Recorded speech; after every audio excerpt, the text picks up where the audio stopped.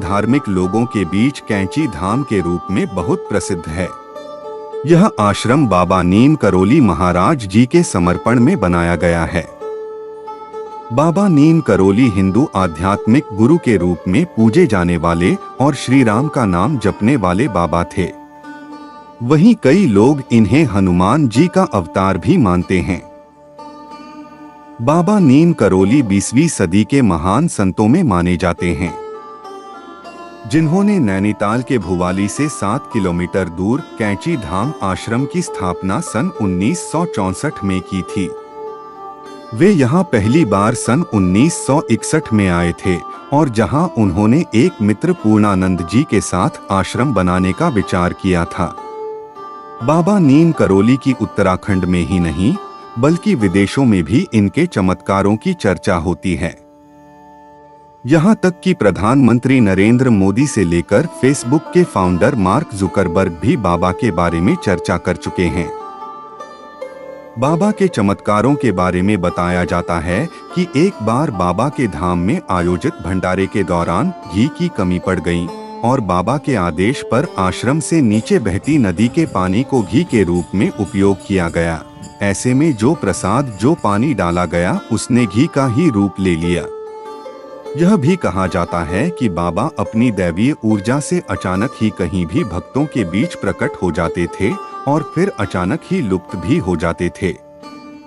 वे जिस वाहन में बैठे हो उस वाहन का पीछा करने या फिर पैदल चलते समय उनका पीछा करने पर भी वो अचानक ही विलुप्त हो जाते थे। यहाँ तक कि एप्पल के फाउंडर स्टीव जॉब्स की किस्मत भी बाबा नीम करोली के आशीर्वाद से ही पलटी थी। कहा जाता है कि बाबा नीम करोली के बारे में स्टीव जॉब्स को किसी ने उस समय बताया था जब वे जीवन में निराशा को झेल रहे थे। तब उनके परिचित ने उन्हें बाबा नीम करोली के धाम जाने की सलाह दी, जिसके बाद स्टीव जॉब्स अमेरिका से बाबा के दर्शन के लिए आए थे, लेकिन तब तक बाबा समाधि ले चुके थे। इसके बावजूद स्टीव जॉब्स 3 माह तक बाबा के धाम में ही रहकर साधना करते रहे। कहा जाता है कि इसके बाद ही जीवन में निराशा को झेल रहे स्टीव ने यहां से प्रेरणा लेकर एप्पल नाम के ब्रांड की स्थापना की और आज वो जीवन में सफलता के नए आयाम छू रहे हैं। स्टीव जॉब की ही भांति फेसबुक के फाउंडर मार्क जुकरबर्ग की जिंदगी में भी बाबा नीम करोली के धाम में आने के बाद ही बदलाव आया। दरअसल 32 साल के मार्क जुकरबर्ग उस समय तक फेसबुक की स्थापना तो कर चुके थे, लेकिन उसे आगे नहीं बढ़ा पा रहे थे। ऐसे में वे निराश होकर फेसबुक बेचने के बारे में सोचने लगे थे। इसी दौरान स्टीव जॉब ने ही उन्हें बाबा नीम करोली के धाम जाने की सलाह दी। बाबा के धाम के बारे में स्टीव जॉब से सुनने के पश्चात वे यहाँ आए। यहाँ से मार्क वापस लौटे तो उनका जीवन बदल चुका था। मार्क जुकरबर्ग ने फेसबुक को नए सिरे से शुरू किया और इसके बाद से फेसबुक दुनिया की सबसे बड़ी सोशल मीडिया साइट है। बाबा के धाम के संबंध में ही मार्क जुकरबर्ग ने कुछ समय पहले पीएम नरेंद्र मोदी के साथ बातचीत में भी बताया था। हमने आश्रम के लोगों से पता किया कि बाबा नीम करोली महाराज के पिता का नाम श्री दुर्गा प्रसाद शर्मा था। उनकी प्रारंभिक शिक्षा अकबरपुर के किरहीन गांव में हुई थी। उनका नाम लक्ष्मी नारायण शर्मा था। उनका 11 वर्ष की उम्र में विवाह हो गया था। इसके बाद बाबा जी ने जल्दी ही घर छोड़ दिया और करीब 10 वर्षों तक घर से दूर रहे। ऐसे में एक दिन अचानक उनके पिता उनसे मिलने पहुंचे और गृहस्थ जीवन का पालन करने को कहा।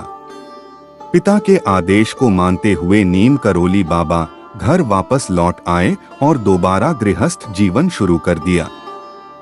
वे गृहस्थ जीवन के साथ साथ धार्मिक और सामाजिक कामों में भी सहायता करते थे।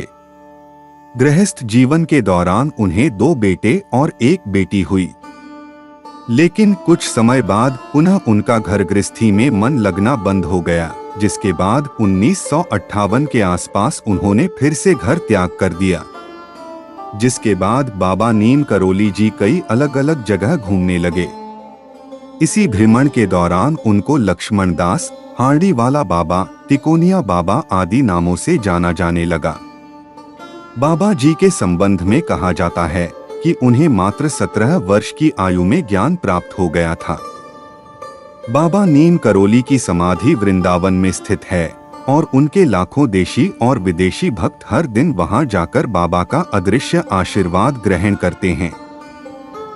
दरअसल बाबा का 1973 में निधन हो गया था, लेकिन आश्रम में अब भी विदेशी आते रहते हैं। यह आश्रम फिलहाल एक ट्रस्ट चलाता है।